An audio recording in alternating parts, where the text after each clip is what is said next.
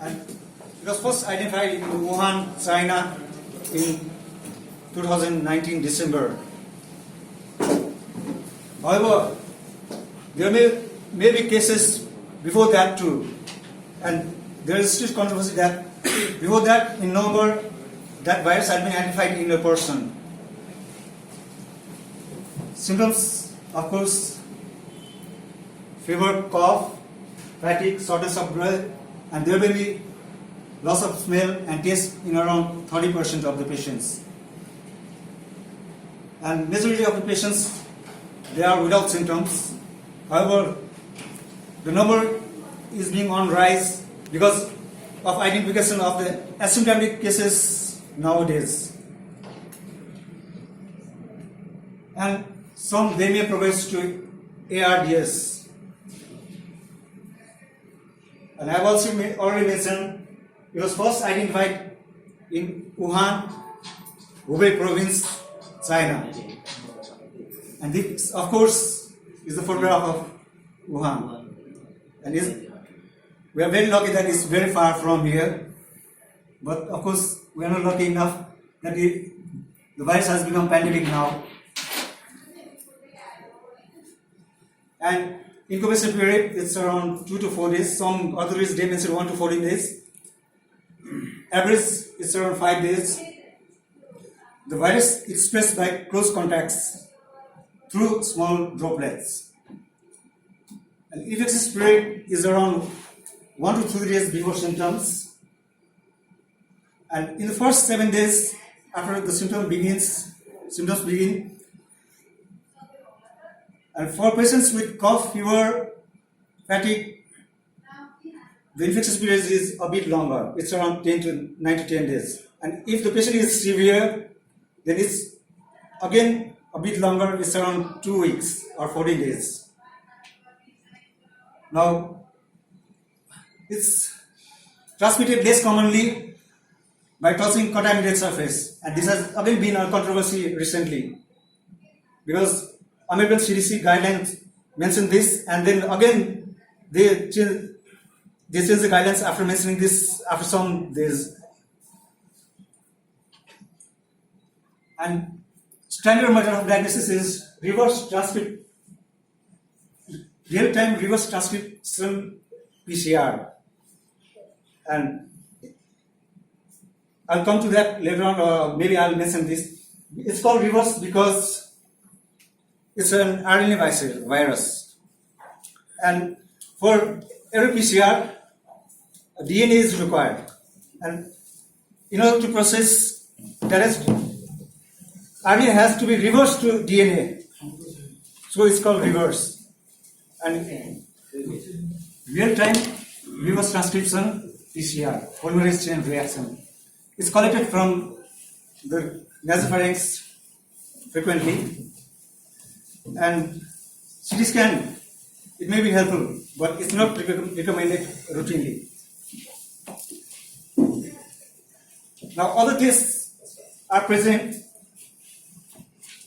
There are isothermal amplification assays, which is more quicker than PCR, but we are not using that in the whole world because, as mentioned, that, and antigen too. Isothermal amplification assay is very quick, but the drawback is that it can perform only one test in one time. So, routinely PCR is done all over the world. And antigen, up to now, we haven't discovered a specific antigen, antibody against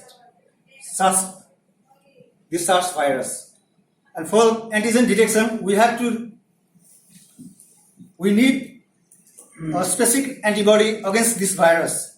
What is done is, antibody is put in a paper, specific antibody and then whenever swab is collected, antigen, there will be antigen and antibody reaction, and then there will be aggregation and the test becomes positive.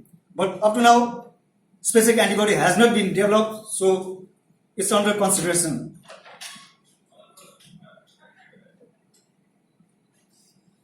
And the symptoms, of course, most common symptom is fever, in symptomatic patients only, not in all. And this shows CT scan. Okay, so can you explain something about this CT scan? So in this axial long window, what you can see there is diffuse patchy but asymmetric kind of consolidation seen in the bilateral longitudinal. We cannot say the exact location of the consolidation as only one segment is given. However, looking at the vessels, it looks like it is of the upper lobe. So in this particular CT scan, we can see the diffuse but patchy and asymmetric consolidation in bilateral longitudinals. Thank you. And infection prevention, of course, frequent hand washing. Again, it has become a controversy nowadays. When to wash hands? It has become a controversy nowadays again. Frequent hand washing doesn't mean that you have to wash hands whenever you go outside or whenever you see soaps. You have to wash your hands before touching your face, especially mouth, nostrils, and then eyes. And maintaining physical distance, of course. If the patient is symptomatic, he or she has to be quarantined. And then I've come to this, keeping unwashed hands away from the face. And medical grade face masks, they are recommended only for health workers, first responders, and those who care for infected individuals. This picture shows physical distancing, which is according to the WHO guideline, it's around 1 meter, and according to US CDC, it's around 2 meters. I'll come to that, why they have given this guideline later on. And this is spraying of the disinfectants. And case fatality rate of this disease is very low. It's around 1.4%. So there's no need to worry about it. It depends on the countries. The range is from 1 to 15%. And infection fatality rate is around 0.75%. The infection fatality rate is just an estimation. It is being decreased nowadays. It's continually decreasing because we are finding asymptomatic cases more and more nowadays.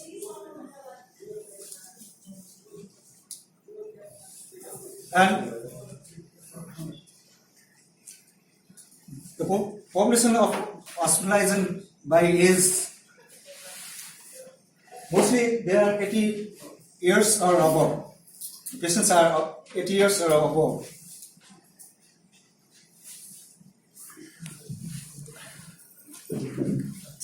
There are other animals which can be infected too. The first case was reported was in cats in Belgium, these.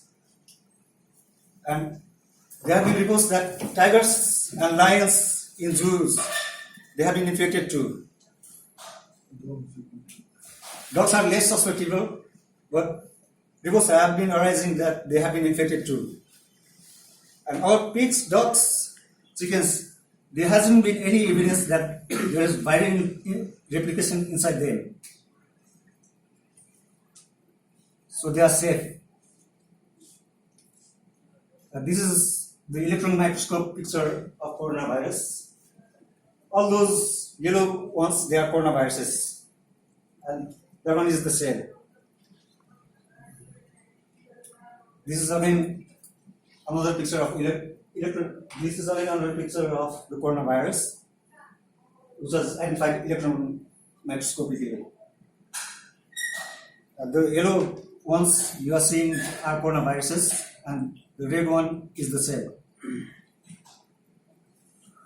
Again, this is the picture of coronavirus. And about the virus, of course, this causes the disease COVID-19. And promising names have been given to this virus: 2019 novel coronavirus, human coronavirus, Up to now, it has been believed to be zoonotic in origin. However, it's not known definitely where it has come from. Probably it has emerged from bats or from pangolin as an intermediate host. And different terminologies have been given: coronavirus, Wuhan coronavirus. And in January 2020, WHO recommended that the name should be 2019 novel coronavirus. And on February 11, official name was given to this virus by International Committee of Taxonomy of Viruses. And it was named SARS coronavirus 2. And of course, Donald Trump repeatedly went on saying that was a Chinese virus in his tweets. And later on, he stopped that because there was an international consensus among all the countries that a virus cannot be named on the basis of geographical location. So he stopped using that word.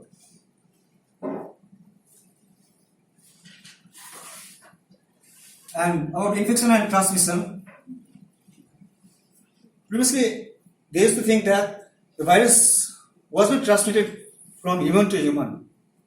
Later on, they realized that it was possible, and it was declared in January. And it is transmitted by respiratory droplets up to 1.8 meters. So, according to US CDC guideline, the physical distance should be at least 2 meters. However, WHO has recommended only 1 meter. And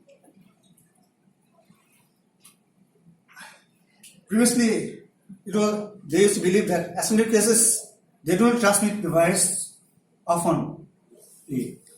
But nowadays, it has been shown that asymptomatic patients, they may be transmitting viruses too.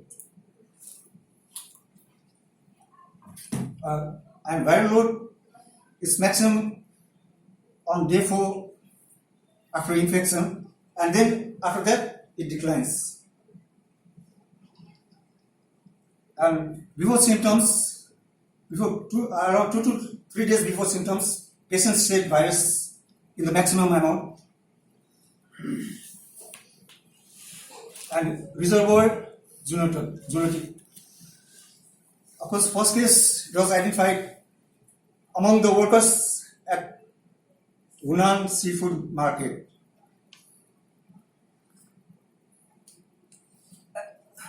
And there has been controversy in this too, whether Hunan seafood market was the source or some other places were the sources, because according to some other authorities, Guangdong in China is the source. It has been said that the bat virus carrying the bat which were carrying the virus, this virus I mean to say, was in close resemblance in Guangdong rather than in Hunan.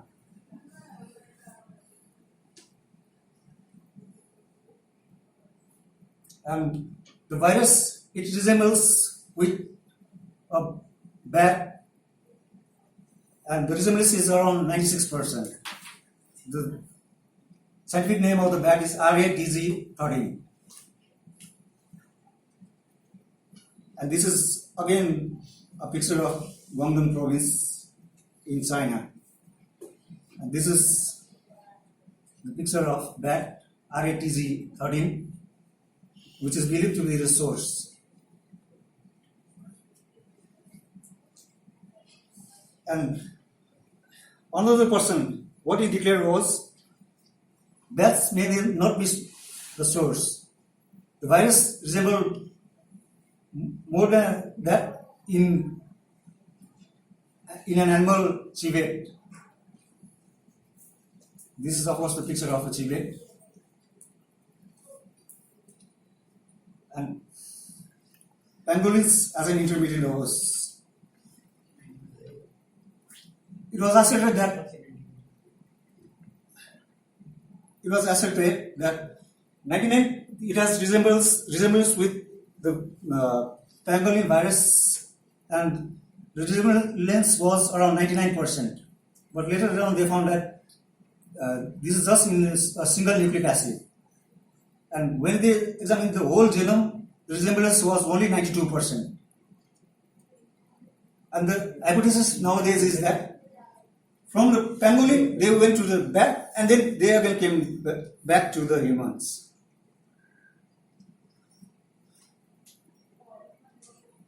This is a picture of a pangolin, and structure of the virus is having SEM as an envelope, then M as a nucleoside, nucleocapsid protein. Okay, S stands for spike protein, and it is having S1 and S2 units. S1 helps in attachment, and S2 helps in fusion of the virus to the cell. And for the attachment, angiotensin converting enzyme 2 receptors are required. And epidemiology, earliest case it was detected on 17 November 2019 or 1st December 2019. There is a controversy in that. And basic reproduction rate is around 1.4 to 3.9. Average is around 2.2. So, if a person is infected, we generally assume that he infects 2 other people. This number is also changing rapidly. As we are diagnosing asymptomatic and symptomatic both cases, this number is also changing. And classification, of course, asymptomatic, mild, moderate, severe, and critical. And asymptomatic, mild with symptoms, moderate with symptoms plus pneumonia, and severe with symptoms plus pneumonia with hypoxemia. Okay, and then critical of course with ARDS and other diseases. So there is a transition between mild and moderate, and from moderate to severe there should be hypoxemia.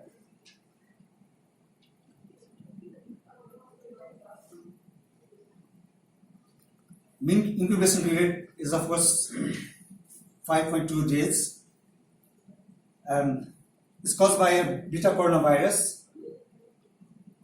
And life cycle of this virus: adhesion, penetration, then biosynthesis, and then maturation and release. I'm coming to that. The first phase is adhesion, and then the virus penetrates, and then there is biosynthesis, and after that the virus matures, and there is release of virus after that.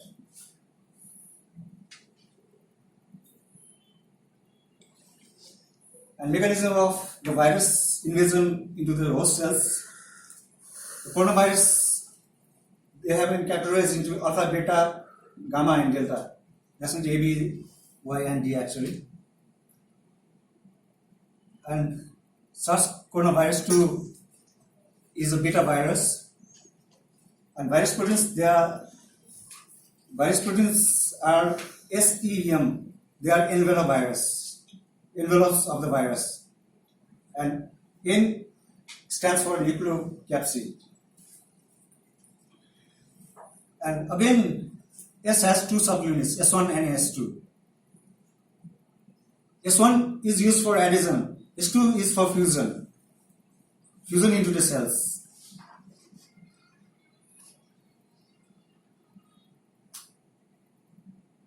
And what does S1 bind with? S1 binds, of course, with angiotensin converting enzyme 2. Where is it abundant? It's abundant in lungs. Lungs, type 2 pneumocytes. And type 2 pneumocytes, as we all know, it's responsible for production of lung surfactants. What will happen? What will happen if there is lack of lung surfactants? The alveoli will collapse. And when many alveoli they start collapsing, they will develop pneumonia. That's the pathophysiology of this disease.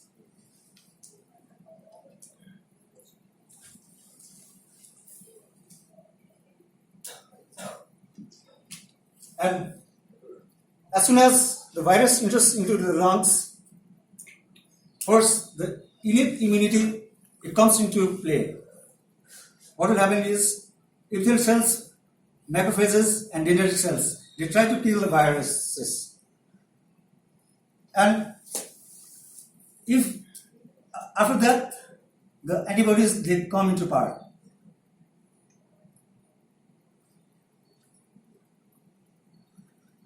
And with severe diseases, patients may be having lymphopenia, leukopenia, like that. And whenever neutrophils they come into action, pro-inflammatory cytokines they are released, and patients start developing fever, ARDS, all these things.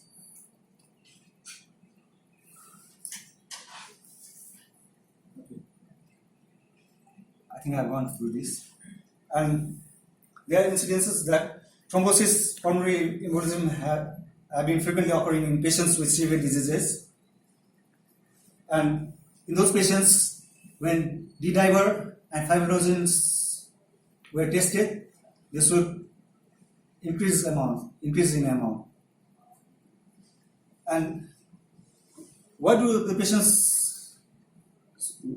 think the patients should be having hypercoagulable state? It's because there is endothelial injury. We know that according to Vikos trial, either there should be stasis, hypercoagulable state, or endothelial injury. Here the mechanism is endothelial injury. Okay.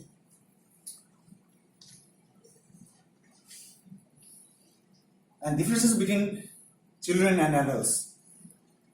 It has been found that children they are infected less commonly than adults. Why is it so? The hypothesis, these are all hypotheses, okay?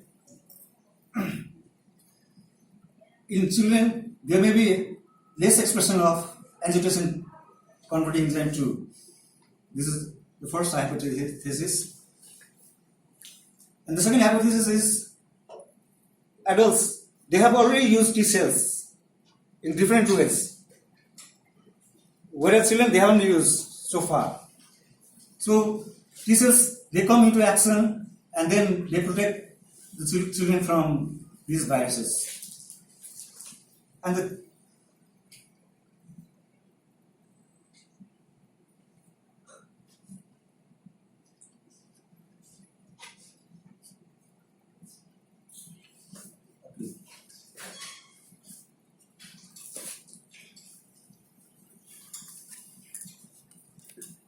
the third one is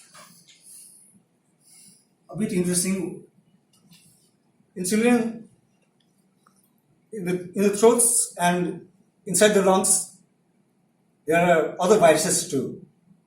So this SARS virus, they have to compete with them. So they are not being regularly infected. I think this third mechanism or this third hypothesis is a bit interesting.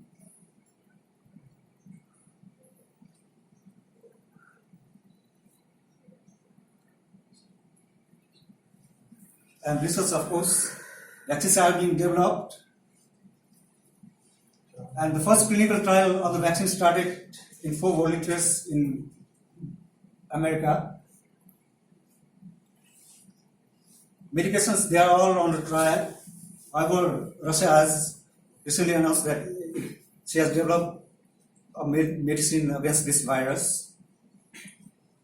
And previously it was shown that remdesivir, it has a good effect against the virus.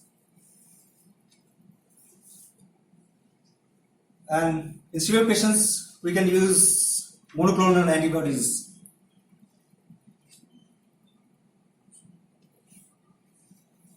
And passive antibodies, they are being used to plasma therapy. It's also a passive immunity.